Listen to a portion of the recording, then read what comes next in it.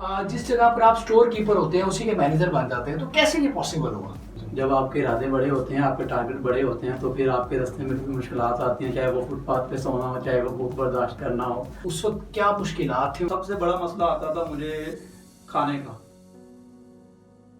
नाज़रीन, आज मेरे साथ एक इंतहाई इंस्पायरेशनल पर्सनालिटी मौजूद हैं और ये मोटिवेशनल स्टोरी स्पेशली नौजवानों के लिए है, क्योंकि आज मेरे साथ फ़खर इत्तफ़ाक फ़रीदी मौजूद हैं, जो कि जब लाहौर आए थे तो इनके पास रहने के लिए जगह नहीं थी, बल्कि खाना नहीं था खाने के लिए। तो इन्होंने बड़ी मुश्किल से एक स्टोर कीपर की नौकरी इख्तियार की और उसके बाद इन्होंने कम अरसा में ही जिस जगह पर, जिस बैंक्वेट हॉल में स्टोर कीपर की नौकरी इख्तियार की, आज ये उसी हाल के मैनेजर हैं। तो आइए बात करते हैं फ़खर से। अस्सलाम वालेकुम। जी वालेकुम। फ़खर, कैसे हैं आप? खैरियत से हैं? जी अल्लाह का शुक्र। नबील, आप कैसे हैं? अल्हम्दुलिल्लाह। अच्छा, मुझे ये बताइएगा कि बहुत मुश्किल होता है कि स्ट्रगल करना, एक बड़े शहर में जाना, कोई जानने वाला नहीं होता। जैसे आपने खुद बता रहे थे कि आपने फुटपाथ पर भी रातें गुजारी, तो फिर एकदम बहुत ही कम और क्लीन अरसा में जिस जगह पर आप स्टोर कीपर होते हैं उसी के मैनेजर बन जाते हैं, तो कैसे ये पॉसिबल हुआ? लेकिन जी ज़िंदगी में कोई भी काम मुश्किल नहीं होता। जब आपके इरादे बड़े होते हैं, आपके टारगेट बड़े होते हैं, तो फिर आपके रास्ते में भी मुश्किलात आती हैं, चाहे वो फुटपाथ पे सोना हो, चाहे वो भूख बर्दाश्त करना हो, चाहे वो रहने के लिए जगह का ना होना या कुछ भी। तो वो आपके आड़े नहीं आती। बस आप जिस गोल को आपने जहन में रखा होता है कि मुझे कुछ करना है, तो फिर आप कुछ ना कुछ कर ही जाते हैं। बिल्कुल ठीक है। नहीं, मैं स्पेशली आपसे पूछना चाहूँगा कि आपने क्या किया? वो तो आपने एक जनरल बात बताई कि जब आप किसी चीज़ को करने का ठान लेते हैं तो फिर वो हो जाती है। आपने किस तरह पॉसिबल किया कि जो फ़खर 2014-15 में लाहौर आया और रहने के लिए रिहाइश नहीं थी, खाने के लिए खाना नहीं था और बड़ी मुश्किल से एक नौकरी मिली और फिर उसी हाल में आप मैनेजर बन गए? तो ये कैसे पॉसिबल हुआ? ऐसी कौन सी आपने जादू की छड़ी चलाई कि आप 3-4 साल में उसी हाल के मैनेजर बन गए और कामयाब हो गए? मैं एक ज़रा मीडियोकर फैमिली से ताल्लुक़ रखता हूँ। तो हुआ इस तरह से था कि जब मेरे मैट्रिक हुई थी, तो मैट्रिक मेरी 2009 में हो गई थी। ठीक है। लेकिन इंटर बड़ी एक हैरानकुन बात है कि मैंने 6 साल में की थी। अच्छा। 2 साल मैंने साहिवाल में 2009 से 11 का टेन्योर गुजारा, जिसमें इन आउट ऑफ 23-24 सब्जेक्ट्स में 19 कंपार्ट्स लिए और वापस आया। देन उसके बाद ICS 2000 से 13 का जो एक टेन्योर है वो मैंने गुजारा। उसमें पार्ट 1 में मेरी 4th कंपार्ट आई। उसके बाद फिर दोबारा चारों में टोटली जब फेल हुआ, तो फेल होने के बाद घर गया, तो मुझे मतलब ना तब मेरे घर में जो एक एटमोसफेयर था ना, उसने मुझे मतलब पुश किया कि यार तुम कर तो सकते थे, लेकिन तुम्हारी थोड़ी सी नादानी ने या तुम्हारी थोड़ी सी गलतियों ने तुम्हारे घर वालों को आज इतनी परेशानी में मुबतला कर दिया कि वो परेशान है कि हमारे यहाँ सबसे बड़ा मसला ये है कि फलां का बच्चा ये कर रहा है, फलां का बच्चा ये कर रहा है, फलां का बच्चा ये कर रहा है, तो हमारा बच्चा इस चीज़ से महरूम रह गया। तो मेरे पेरेंट्स ने कहा कि दोबारा एडमिशन ले लो, तुम्हें दोबारा एडमिशन ले देते हैं, कोई बिजनेस करना, जो भी करना तुम कर लो। लेकिन मेरे अंदर जो सवाल थी, मेरे जहन में बात वो यही की थी कि नहीं, मैं कुछ कर सकता हूँ। उस करने के लिए फिर मैंने जो रास्ता अपनाया वो ये था कि मैं 1000 अपने एक दोस्त से पकड़ा मैंने। तो मेरे एक दोस्त हैं, आप भी शायद जानते होंगे, शादाब। मैंने उसे फ़ोन किया तो उसने मुझे कहा कि आ जाएं आप लाहौर में आ जाएं। तो मैं लाहौर में आया, तो लेकिन फिर काम मार्केट में आपको पता है कि जो सूरत हाल थी। 2 दिन फिर मैंने काम किया एक जगह पे, स्मोली टाउनशिप में एक ब्रांच है वहाँ पे। वहाँ से काम करने के बाद ये अचानक यहाँ से गुजर रहा था, तो मेरे एक दोस्त ने मुझे बताया कि यहाँ पर एक जॉब अवेलेबल है स्टोर कीपर की, तुम वो शुरू कर लो। तुम्हारे पास रहने का मसला है या तुम्हारी पढ़ाई का मसला है, जो भी तुम करना चाह रहे हो, तो वो फिलहाल तुम्हारे पास वही एक ऑप्शन है, उसके अलावा तुम्हारे पास कोई और ऑप्शन है ही नहीं। तो देन फिर मैंने जनाबे वाला यहाँ पे ज्वाइनिंग की। तो मैट्रिक थी मेरी, मैंने आपको पहले बताया। सबसे पहले तो मैंने नज़दीक कोई अकेडमी तलाश की, क्योंकि उन दिनों में इंटर के एडमिशन में सिर्फ 5 से 6 दिन रह गए थे। मैंने अकेडमी तलाश करके वहाँ से अपना प्राइवेट एडमिशन भी करवाया। देन मेरी ड्यूटी टाइमिंग होती थी दिन 1 से रात 11-12, जब फंक्शन खत्म होना देन मैंने ऑफिस क्लोज करना, वापस जाना। स्टोर कीपर का काम भी होता था।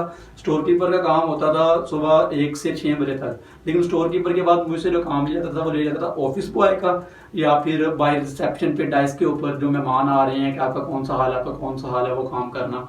देन फिर ऑफिस बॉय अगर नहीं है तो चाय बना के किसी क्लाइंट को सर्व करना है, जो भी। तो मतलब मैं कुछ भी फील ना करते हुए, क्योंकि मेरी अपनी गलतियां थी, मैं पढ़ा नहीं था।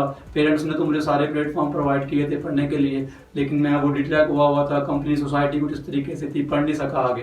तो वो चीज़ प्रूव करने के लिए कि मैं कर सकता हूँ, वो चीज़ एक जेन में चल रही थी। 12 बजे जब मैंने ऑफिस क्लोज करना है, देन फिर मैंने वो अपनी जो बुक्स थी इंटर की वो खोलनी है और वहीं बैठे बैठे ही पढ़ना है। कभी कभी आंख लग जानी है 1-2 बजे, वहाँ से सुबह उठना है 8 बजे, फिर 8 बजे उठ के दोबारा फिर स्टडी 12 बजे तक पढ़ के नहा के फिर फ्रेश होकर दोबारा ऑफिस, और सेम इस तरीके से चलता है। वो बड़ी इंटरेस्टिंग चीज़ मैं आपको बताता हूँ, वो ये है कि इंटर के जब मैंने एग्जाम दे दिए ना, तो मेरी रूटीन थी कि मैं कभी घर में ना अपनी बुक्स नहीं देता होता था, यार रोल नंबर स्लिप किसी को पता नहीं होता मेरा रोल नंबर क्या है, क्योंकि हमेशा रिजल्ट बुरा आना होता था। तो वो पहली दफा ऐसा सीन हुआ था कि मैंने घर में जाके रोल नंबर स्लिप अपने फादर को दे दी कि इस दफा रिजल्ट आप देखेंगे, क्योंकि मैं बड़ा कॉन्फिडेंट था, मुझे पता था कि यार मैंने जो किया मुझे पता है, पहले का भी पता होता था, पहले भी डुप्लीकेट रिजल्ट कार्ड भी बनवा के घर में दिए हुए हैं, 3 कम पार्ट्स आने 4 आने तो 2 मेंशन करके कि चलो जी 2 कम पार्ट्स आए हैं, घर वालों सेटिस्फाइड है। मेरे फादर ने कहा कि रिजल्ट तुम भी देखोगे, तो मैंने कहा नहीं आप देख लीजिएगा, नो इश्यूज, इस दफा मुझे पता है मैं क्लियर हूँ। देन जब रिजल्ट कुछ डिले हो गया गवर्नमेंट की वजह से, पापा ने मुझे फोन करके कहा कि यार इस दफा फिर कोई हैंगी पैंगी तो नहीं कर रहे हो कि रिजल्ट तुम्हारा नहीं आया, ये कह रहे रिजल्ट आ गया। मैंने कहा ये वाकई नहीं आया। देन जब रिजल्ट आया मैंने उन्हें बताया, मेरे तब 60% प्लस मार्क्स आए हुए थे, जो कि बहुत बड़ी बात थी घर वालों के लिए। एक बच्चा 6 साल से फेल हो रहा है, और वो फेल भी हो रहे थे, और अब जो आप स्टडी कर रहे थे उसके साथ आप काम भी कर रहे थे। सबसे अच्छा, मुझे ये बताएं कि आपने काम भी किया, साथ साथ आप पार्ट टाइम स्टडीज भी करते रहे, तो उस वक्त जो मुश्किलात थी, एक तो उनका जिक्र करेंगे, किन किन मुश्किलात को फेस करना पड़ा, और फिर जो उन मुश्किलात थी उनमें अपने आप को मोटिवेट रखना और आगे बढ़ना, इस बारे में देखिए जी 2 चीजें थी। मुश्किलात तो बेताश है, अब मैं किन किन का जिक्र करूँ। 8500 जिस बंदे की सैलरी हो, उसने रहना भी हो, उसने अपने एक्सपेंस भी पूरे करने हैं, उसने अपने स्टडी के एक्सपेंस भी पूरे करने हैं। आप बताएं 8500 में बंदा क्या कर सकता है। सबसे पहला मसला तो ये फाइनेंशियली था, और दूसरी एक अना का मसला ज़हन में समझ लें जो भी कि अब घर वालों से कुछ नहीं लेना, क्योंकि घर वालों का पहले मैं बड़ा पैसा बर्बाद कर चुका था, उनको सिर्फ अब डिग्रियाँ ही देनी है और कुछ नहीं देना। सबसे बड़ा मसला आता था मुझे खाने का, क्योंकि खाने का यहाँ पे घर नहीं था, बाहर से खाना खाना होता। समटाइम ये होता था कि 24 घंटों में एक आलू वाला नान जो 30 रुपया वाला होता है ना, परचेज करके रोड पे बैठ के और एंजॉय करके खाना, ये सोच के कि यार कोई बात नहीं आज आलू वाला नान है तो कल को इंशाल्लाह मनाल पे बैठेंगे, पीसी में बैठेंगे, अवारी में बैठेंगे। मतलब ज़हन के अंदर ये चीज़ चल रही थी कि भाई रास्ता तुम्हारा सीधा, तुम जा सही रास्ते पर रहे हो, मुश्किलात हैं, हर्डल्स हैं, इन्हें बियर करो और कुछ नहीं। उसके अलावा जो परेशानी होती थी कि आपको पता है कि हर फील्ड में लैग पुलिंग काफ़ी ज़्यादा होती है। देन कुछ लोग चाहते थे कि मैं आगे निकल जाऊं, कुछ लोग चाहते थे कि मैं ना पढ़ सकूं, कुछ लोग मतलब काम में हर्डल्स क्रिएट करते थे पढ़ते के वक्त। एक मैनेजर थे वो मुझे बड़े सपोर्ट करते थे, इमरान सलीम साहब, वो मुझे टाइम टू टाइम गाइडलाइन भी देते रहते थे, वो मुझे समझाते भी थे। इवन कि मुझे कभी कोई मसला होना तो वो मुझे फाइनेंशियली भी थोड़ा सपोर्ट कर देते होते थे।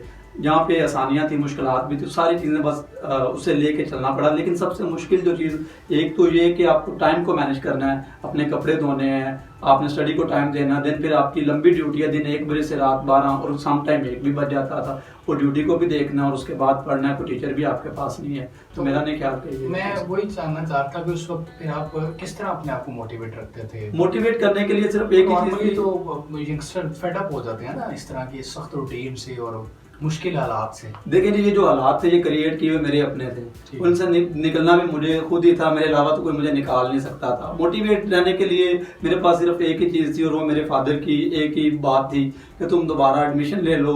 मतलब वो चाहते थे कि मैं पढ़ जाऊँ, मैं कोई मतलब बड़ा काम कर जाऊँ। वो मुझसे मतलब चाहते नहीं थे कि मैं गलियों में कहीं धक्के खाऊं या किसी जगह पे कोई जॉब्स करूं या कुछ छोटे मोटे इलाके से था, वो ये नहीं चाहते थे। उनकी मोटिवेट करने के मेरे कजन्स थे ना, जो असल में मेरे कजन में सिर्फ एक कजन था जो मेरे ताया का बेटा था, तो वो डीए कर रहा था, उसको देख के मैं थोड़ा ज़्यादा मोटिवेट हुआ था, क्योंकि वो बंदा दिन ब दिन माशाल्लाह तरक्की की राह पर गामजिन था और आगे से आगे निकल रहा था। और मैंने 3-4 साल अपने मिस तो किए हुए थे। और इंटरेस्टिंग चीज़ ये थी कि डीए ही वो कर रहा था और उसको देखा देखी मुझे भी डीए में एडमिशन दिया गया था। ठीक है। लेकिन मेरी मैथमेटिक्स बहुत वीक थी, मैथमेटिक्स में मेरा इंटरेस्ट ही नहीं था, तो इसलिए मैं वो फेल होता जा रहा था मुसलसल, और वो दिन ब दिन माशाल्लाह निकलता जा रहा था। वैसे वो अब क्या करते हैं आपके कजन? राइट नाउ माशाल्लाह वो गवर्नमेंट एम्प्लॉय हैं, अच्छे स्केल पे बैठे हुए हैं और वेल सेटल्ड है। लेकिन उनको देख के मुझे खुशी भी होती है, अपने आप पे कभी मायूसी इसलिए नहीं हुई कि अल्हम्दुलिल्लाह मैं जो चीज़ चाहता था मैं अल्हम्दुलिल्लाह उससे भी ज़्यादा आगे निकल गया। कि आज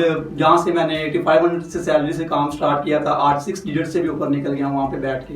अब वो जहाँ पे मैं लोगों को चाय बना के देता था, आज वहाँ पे मेरे कहने पे लड़के चाय बना के देते हैं। वहाँ पे मेरे दोस्त जो कभी आके मुझे देखते होते थे, कुछ लोग ऐसे भी थे जो मतलब बड़ा मजाक उड़ाते थे, कुछ लोग ऐसे भी थे जो बड़ा मुझे मतलब मोटिवेट करते थे कि यार कोई बात नहीं। स्पेशली शराब मेरा जो दोस्त है वो कामान मेरे दोस्त ने और एक मेरी अपनी सिस्टर, उन्होंने मुझे, मेरी फूफियाँ खास तौर पे, उन्होंने मुझे बड़ा मतलब मोटिवेट किया कि नहीं तुम निकल जाओगे।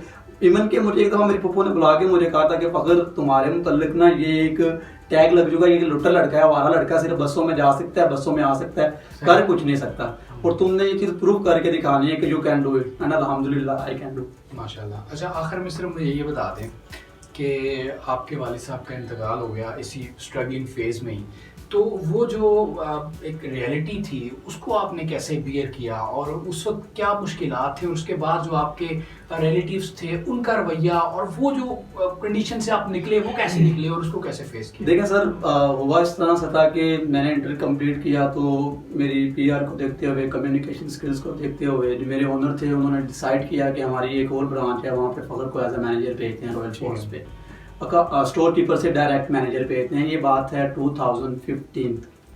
तो जब मुझे उन्होंने वहाँ भेजा तो अनफॉर्चुनेटली 3 दिन बाद मेरे फादर की डेथ हो गई। तो ये मेरे लिए एक बड़ी मतलब ऐसी बात थी जिसमें बियर नहीं कर सका। मैं गांव वापस गया, वहाँ पे बीमार हो गया काफ़ी ज़्यादा, उस चीज़ को मैं मतलब बर्दाश्त नहीं कर सका। बड़ा सदमा था, ऐसा सदमा जिसे मैं मतलब चाहूँ तो कभी भुला ही नहीं सकता। देन जो आपने बात की, बड़ी इंटरेस्टिंग चीज़ है, अभी तो मेरा इंटर हुआ था, ना मेरी ग्रेजुएशन थी, ना मेरे आगे मास्टर्स, ना कोई और डिग्री, कुछ भी नहीं था। देन फिर मेरे लिए जो सबसे मुश्किल चीज़ थी, एक ये थी कि फैमिली को सपोर्ट करना। इसी तरह घर में बड़ा, सबसे बड़ा मैं था, मेरे बहन भाई छोटे थे, वालदा थी, फादर ही थे जो सारा कुछ मैनेज करते थे। और सेकंड जो आपने रिलेटिव्स की बात की, मैं नाम लिए अपना बताए मतलब ऑन एयर भी बातें कर रहा हूँ तो मुनासिब नहीं, लेकिन कुछ लोग ऐसे थे जिन्होंने मुझे मतलब इतना कुछ ज़्यादा क्रिटिसाइज़ किया और इतनी कुछ ज़्यादा मतलब कोशिश की कि ये बंदा उठ ना सके। और कुछ लोग ऐसे भी थे जिन्होंने मुझे उस वक्त में, जिस वक्त कोई बंदा किसी को नहीं संभालता, मेरे रिलेटिव्स ही थे जिन्होंने मुझे कहा कि नहीं तुम्हें किस तरीके से ताउन चाहिए, जिस तरीके से वो कर सकते थे। फाइनेंशियली तो खैर किसी ने खैर कुछ इतना खास नहीं किया, लेकिन ओवरऑल मोटिवेट करने के लिए कि यार तुम कर सकते हो, तुम पढ़े लिखे समझदार बच्चे हो, वो चीज़ें मुझे समझाते रहते थे। लेकिन बड़ी मुश्किलात थी, ग्रेजुएशन भी नहीं थी। ग्रेजुएशन में मॉडल टाउन कॉलेज में जब मैंने एडमिशन लिया तो देन उस वक्त 3rd ईयर में मैंने टॉप 10 में आया। अल्हम्दुलिल्लाह वही जो मेरी पहली पोजीशन थी नर्सरी से 8th क्लास तक, उसमें दोबारा चला गया था। लेकिन अनफॉर्चुनेट फादर की जब डेथ हुई तो फिर वापस जाना पड़ गया। एडमिशन फिर मेरा प्राइवेट मैंने भेजा, फिर मैंने अपनी ग्रेजुएशन कंप्लीट की। ग्रेजुएशन जब कंप्लीट की तो फिर उसी बात पे आते हैं, कम टू द पॉइंट, कि देन फिर स्टोर कीपर से अकाउंटेंट, और अकाउंटेंट से दोबारा मुझे मैनेजर प्रमोट किया गया मुगल आजम की ब्रांच पे।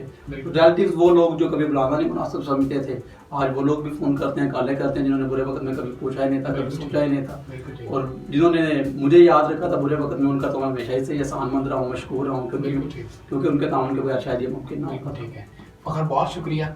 और नाज़रीन, फ़खर के बारे में मैंने सिर्फ आपको एक स्टोरी बताई जो कि हमारे यंगस्टर्स के लिए एक मोटिवेशनल स्टोरी थी। इसके अलावा फ़खर ने अपनी जहाँ जॉब कैरी की, जहाँ पर इन्होंने अपना साथ साथ स्टडीज़ कैरी की, वहीं पर इन्होंने बहुत सोशल वर्क किया और बहुत सारा कह लें कि ऐसा काम किया जिसमें उन्होंने लोगों की खिदमत की और अपनी पीआर के लिए बहुत ज़्यादा मुख्तलिफ इवेंट्स ऑर्गेनाइज किए। तो उसके उस हवाले से मैंने बात नहीं की, वो इंशाल्लाह फिर कभी आपके साथ डिटेल में डिस्कस करेंगे। जो तो आप जानते हैं, मैं इसीलिए वो मैंने बताया कि आपने वो भी किया, भी मैंने उसका जिक्र नहीं किया। तो इसलिए जो इनकी स्टोरी है उससे आपको ये नतीजा मिलता है कि अगर आपने किसी काम को करने का ठान लिया है तो आप कर सकते हैं, और ख़ाली आप रोज़गार नहीं बल्कि उसके साथ जो बाकी जो लिविंग स्टैंडर्ड्स होते हैं वो सारे भी मीट कर सकते हैं। तो फ़खर ने एक अजीम मिसाल कायम की कि एक स्टोर कीपर से वो मैनेजर तक गए, और बिल्कुल एक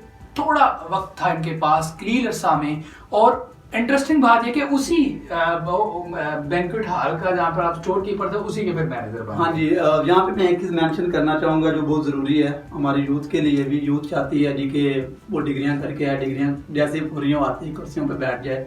तो आपने एक दफ़ा याद होगा, आपको बैठे बड़ी प्यारी बात की थी कि बातों बातों में कि जी जन्नत में हर कोई जाना चाहता है लेकिन मरना कोई नहीं चाहता। जन्नत पहुंचने के लिए मरने का जो एक मरला है वो तय करना पड़ता है। तो इसलिए कामयाब होने के लिए आपको एक स्ट्रगल तो जरूर करनी पड़ती है। प्लेट में रखी हुई कोई चीज आपको मिल नहीं सकती, और अगर मिल जाए तो आप उसको अच्छे तरीके से अपने अंदर जज्ब भी निकाल। वो आपने बड़ा अच्छा किया, आपने याद करवा दिया। वो एक नौजवानों का ही एक इवेंट था जहाँ पर बात हुई थी, और वो बात यही थी कि हर कोई कामयाब होना चाहता है, हर कोई गाड़ी चाहता है, हर कोई अच्छी नौकरी चाहता है या अच्छा घर चाहता है, लेकिन जब काम करने की बात आती है, मेहनत करने की बात आती है, सब कतराते हैं। तो उस बात पर मैंने कहा था कि हर कोई जन्नत में जाना चाहता है, लेकिन मरने के नाम पे कतराता है। तो ये पॉसिबल नहीं है कि मरे बगैर आपको जन्नत मिल जाए, इसलिए आपको कामयाबी के लिए मेहनत और काम करना पड़ेगा। ये मेरी वालदा मुझे हमेशा कहती थी, वो मेरी कोशिश होती थी कि मैं ना जी डायरेक्ट ही ना कोई बहुत बड़ा आदमी बन जाऊं, शॉर्टकट ढूंढता था। वो मुझे कहती होती थी कि अगर आपने किसी दरख्त के ऊपर जाना है ना, तो आप उसकी रूट से,